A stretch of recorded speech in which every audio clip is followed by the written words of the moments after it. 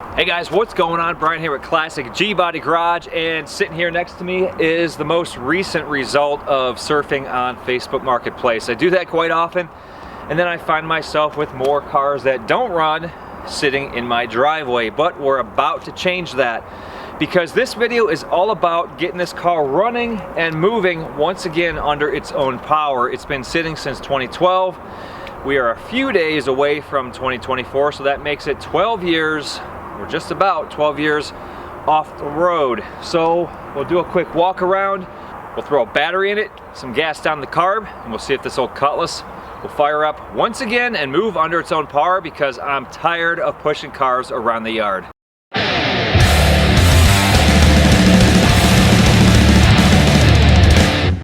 So as mentioned, I found this car while browsing on Facebook Marketplace, something that I do way more often than I should, which ends up with more and more cars sitting around the yard. You know, as mentioned, this car has been sitting since 2012, which is the expiration sticker right there, so that's when it expires. Who knows if it's been sitting for longer than that, but really cool thing here, it has its original license plate frame. Grolix Olds GMC, I'm guessing that's how that's pronounced. But this car has definitely seen some better days. It's your typical Ohio car with plenty of rust. Rear bumper's rotted out. The quarters are extremely rusted to the point where I could pull the chrome right off of it. But I don't want to damage it because this chrome is actually in good shape. But I mean, you can see how bad the rust is, where there's nothing left to attach the chrome to. Let's open up the passenger door. Scooby-Doo. Someone likes Scooby-Doo. The dashboard is in perfect condition. The interior is pretty much in perfect condition. It doesn't even smell in here. Door panels are in nice shape. The doors, of course, are rusted out, but this is the typical Northern Ohio car, where the body is completely rusted. The dashboard, the interior, remains in great condition because we don't get a whole lot of sun around here, to be honest with you. But the body just takes a toll just because of the salt that is used on the roads around here. These cars just completely rust to nothing. As you can see what the front fender looks like right here. This is probably one of the worst front fenders I've seen. Completely just rusted to nothing.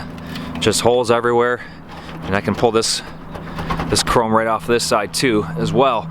But being an 87, it has the very desirable front European Euro nose, which I need for another project. So I buy these cars because they're so hard to find around here. You'll never find them in a junkyard, and when you do, they're completely torn apart. There's nothing left. So whenever I find a complete car that's pretty much untouched, I'll buy it to use for parts for my own projects, and then I'll also use or sell the parts to others on eBay or the Classic GBody Garage Facebook page, Instagram page, and all that stuff. So if you guys aren't following there, make sure you do so. I'll have the links in the description below. So if you need parts, hit me up. Once again, door completely rotted out, just crumbling into pieces, but the door panels interior is in great shape.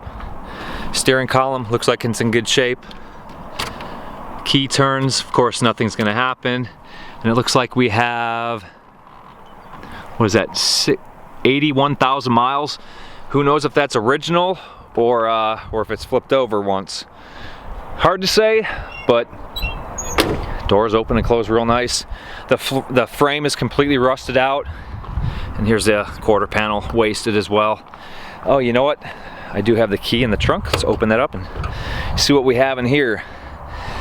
All right, so spare tire, wire wheel hubcap, jack assembly as well. Got your typical rot up in the corners. Very typical of these G bodies. They all rot up in the corners, and then also the trunk floors sometimes rot out as well. Yeah, see, all completely rusted out. Then the body mounts that are up here, they rust as well. Trunk lid, not too bad. A couple spots here and there.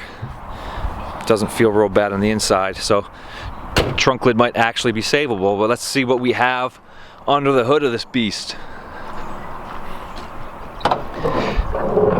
The mighty 3.8 liter Buick 231 V6. This thing is a massive, massive powerhouse, guys. A lot of these 3.8s ended up in these Cutlasses. If you didn't want the V6 and you wanted a V8 in this generation Cutlass, you got an Olds 307 4-barrel. Every one of these 3.8 V6s had a 2-barrel carburetor. You can see the rust all over the pulleys right there. So it has been sitting quite a long time. Still has a Duralast battery in it, and it has all sorts of stuff down in the valley of the intake manifold. Ooh, it does have a chrome breather there. That's good for about 4.8 horsepower. But let's go ahead, we'll get this old battery taken out of here, get another battery put in, pull the lid off the air cleaner housing, and we'll see if this thing will crank over, find out how much gas is in it, and see if it'll fire up. I gotta find out if this thing still has some oil in it, see what it looks like. We'll pop the cap off the brake reservoir. I never even pushed the brake pedal, so who knows what the condition of the brakes are, but chances are, considering what the rest of the car looks like, I'm willing to bet that the brake lines are bad, the fuel lines are bad. I'm just hoping with whatever is in the gas tank that it will fire off of that. I honestly don't care. I'm not even going to try to see if the motor will turn over by hand. And looks like the battery was leaking pretty bad. But fortunately these are plastic interwells, so nothing is rusted.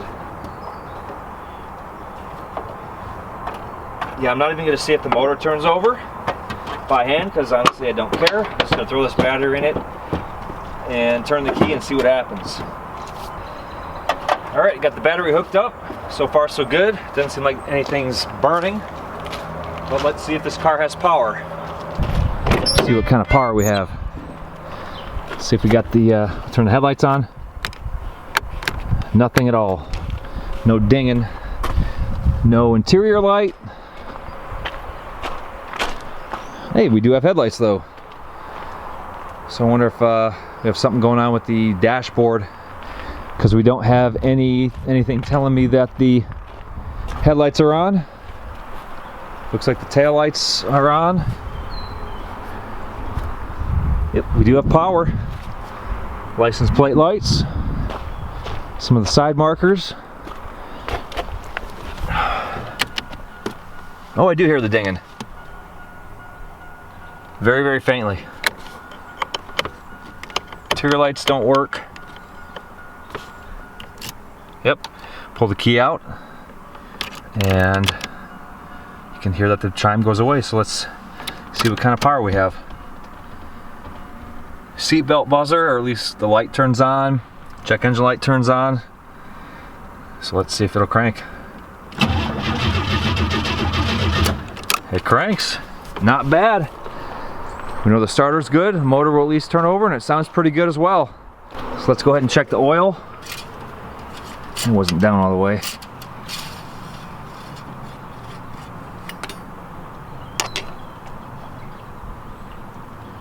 Well, it has oil in it. Doesn't look milky or anything like that, so that's a good sign. Get that back in there. See what we're looking like underneath here.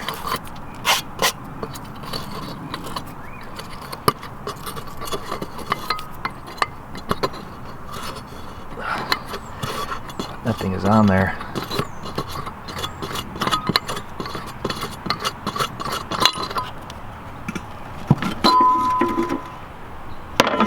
Clean. Looking nice and clean in there. So what I'll do is I'm gonna dump some gas. This is how you fill the float bowl here. I'll pour some gas down inside that carburetor, and we'll see if this V6 will kick over. You know, the gas gauge is showing that it has 3/4 of a tank of gas, but I shook the back of the car and I didn't hear anything in that gas tank. So I don't know if the gas gauge is just wrong, or, you know, the gas tank looks pretty rusted underneath there. And I'm gonna guess it's completely gone. I'm gonna guess that the gas has since either evaporated or it's just flat out drained out of the tank. A few mouse turds. So I always put the lid back on just in case the car decides to backfire through here and I don't need any fire. So let me give this thing a crank and see if it'll fire up.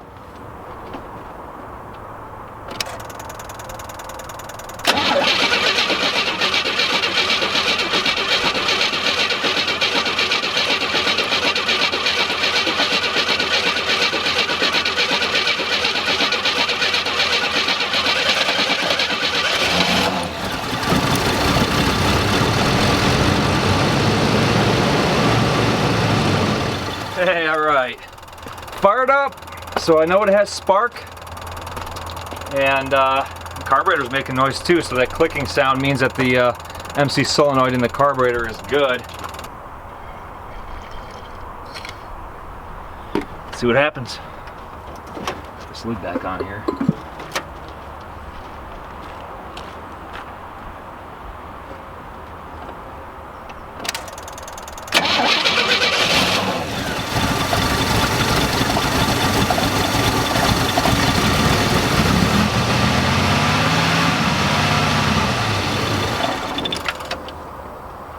Alright, well I guess that is all it'll do. The gas gauge is now showing that it's past full, so I'm going to guess that there's nothing in the gas tank. So I'm going to see if I can get a line off the fuel pump. Wherever the fuel pump is on this thing, it's probably buried underneath there, but if we can get it fired up longer than just that, see if we can get this thing running longer. Alright, I went ahead and cut the line off of the, or cut the hose off the main line, going from the main line to the fuel pump, and then ran a hose directly to the fuel pump itself. Got myself my auxiliary gas can. Let's fill that thing up, and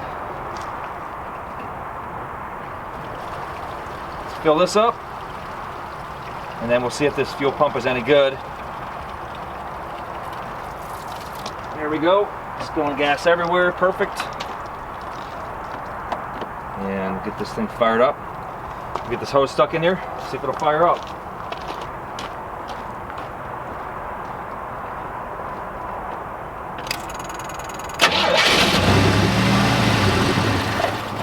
That's what was left in the carburetor.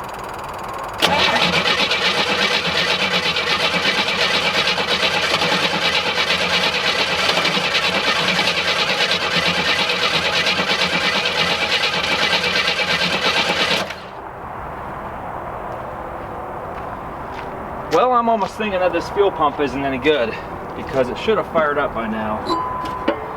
Let's get a little bit more gas down this carburetor. We'll get it to run off of the float bowl, and then we'll see if the fuel pump will suck gas out of that auxiliary gas can into the carburetor.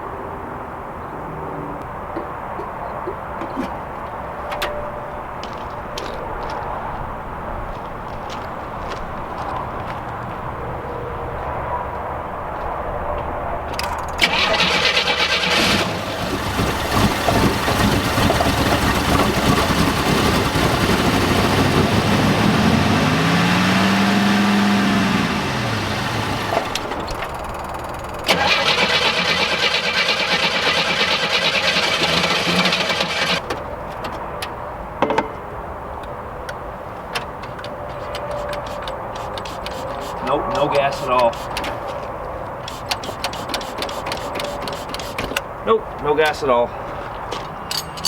Alright, so this thing is definitely not pumping through the fuel pump, so I want to pull the fuel line off of the carburetor and crank it over and see if this fuel pump is spitting out, or if we have a plugged fuel filter or a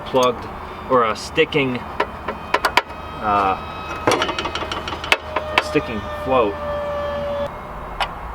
Hopefully this fuel line comes off as well.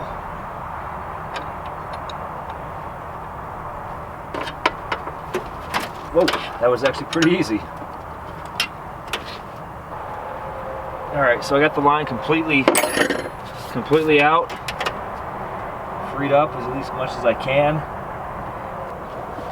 Alright, let's see if this thing will spit gas.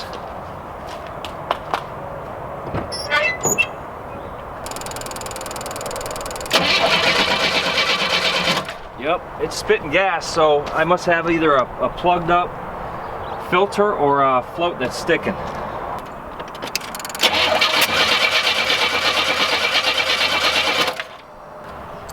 Alright, so I'm going to pull this housing off the front of the carburetor, which is where the fuel filter lives. We'll see if it's plugged up. Maybe we'll just remove it completely. And we'll put this back on, hook up the fuel line, we'll see if it fires up. We'll tap the top of the carburetor because that'll usually jar things loose, as well if that float is sticking.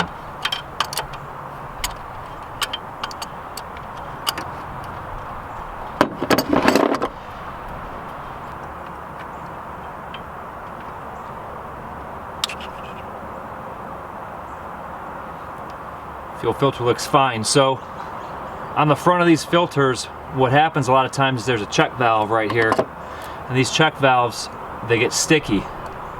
That one I can't even, there we go, I couldn't even push on it and it just broke free. But I'm gonna go ahead, you could rip these things out of here. So I'm guessing that check valve was sticking. So the filter itself looks just fine. I'm getting it dirty. So I'll put this filter back in, put the housing back on, put the fuel line back on. We'll see if it'll fire up. Alright, fuel line is back on, and let's see if this thing will fire off now and stay running.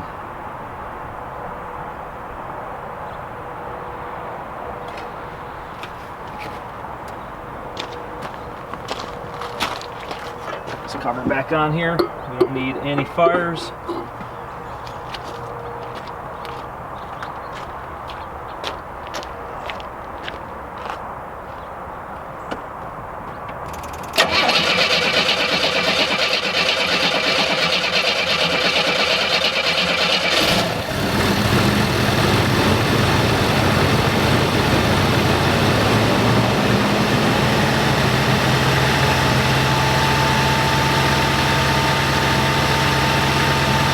There she goes. Runs really quiet. This little check valve that's in the front of that filter always gives me problems. This little thing has left me stranded before. So if you buy one of those fuel filters with a check valve in it, remove it because it causes nothing but problems. This thing was stuck, which was preventing the gas to get inside the carburetor, prevent it from running.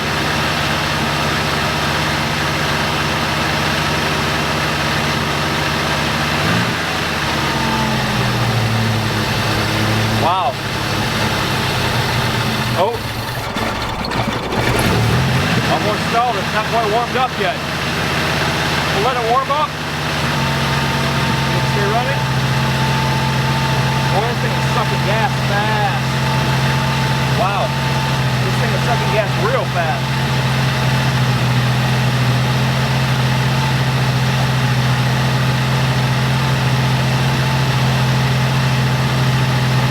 I'll have to fill this thing back up, but it's sucking gas really fast.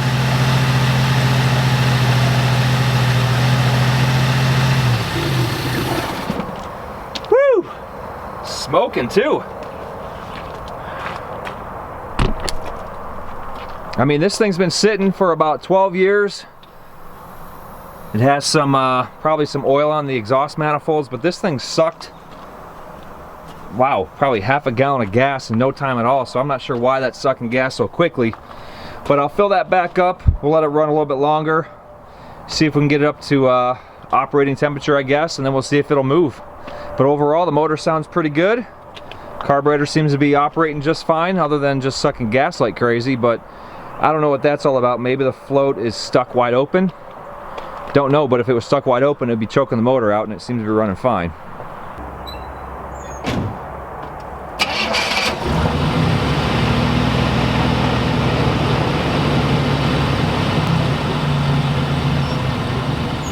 We got no transmission, no drive, no reverse.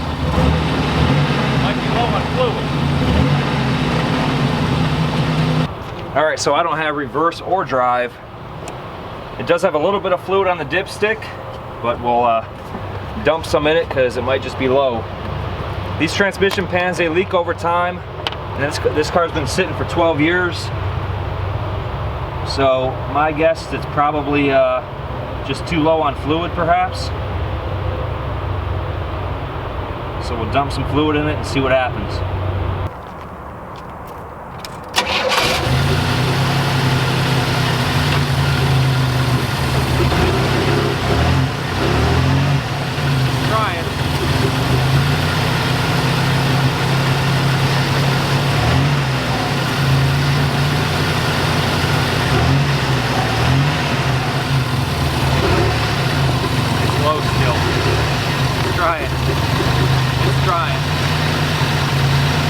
Fluid in it.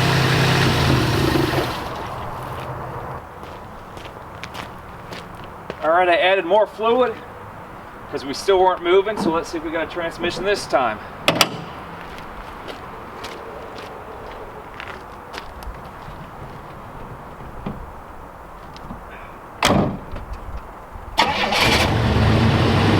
Fires right up. Got a brake light on.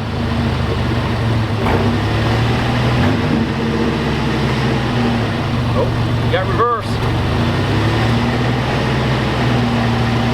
Still waiting for drive. No drive.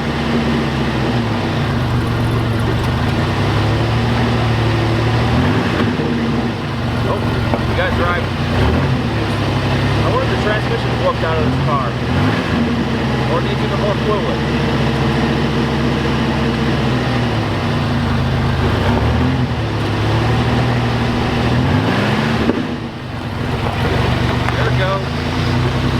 Still low on fluid.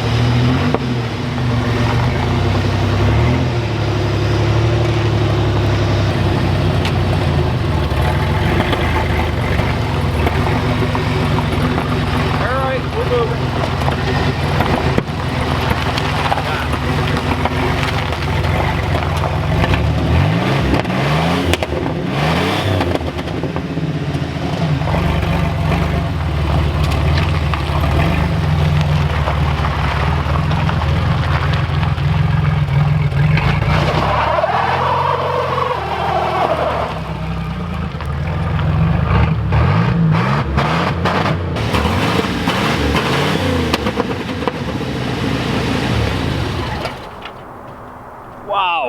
Well, hey, it runs, it now moves after that gallon of transmission fluid, and it even does a burnout, which is actually, I'm actually kind of surprised by that considering how bad this car runs. It's running about 5 cylinders, and wow, this thing used another half gallon of gas just moving from the parking spot over to this spot, which is about 100 feet. So there are some serious issues as far as dumping raw gas down the carburetor, and you can't even see it right now, but the catalytic converter is smoking a bunch. So I'm gonna cut this video short. I was gonna take it up and down the street just to see if the transmission shifts, but I'm afraid this car is actually gonna catch fire. And I don't have nearly enough gas to do that considering how bad it's dumping gas down the carburetor. So considering I need the car for parts, yeah, don't want it to burn. But that's it, guys. Hey, post a comment down below and let me know what you all go through as far as getting old cars running. It seems like each one of these cars, depending upon how long they sit, they have their own little issues. And this one had that check valve stuck on the front of that fuel filter just because the gas gets sticky over time. Pulled that thing out of there, put the fuel filter back, and it fired right up. Got the transmission finally going after about a gallon of transmission fluid because these things do leak out over time, especially if you have a leaky pan gasket, so also make sure you check that. But really, all in all, the car does move, so mission accomplished. I can now move it around the yard when I need to. But that's it, guys. Don't forget to subscribe to Cutlass GBody Garage, and also follow along on both Instagram and Facebook. And until the next Classic GBody Garage video, make sure you keep those G-bodies rolling.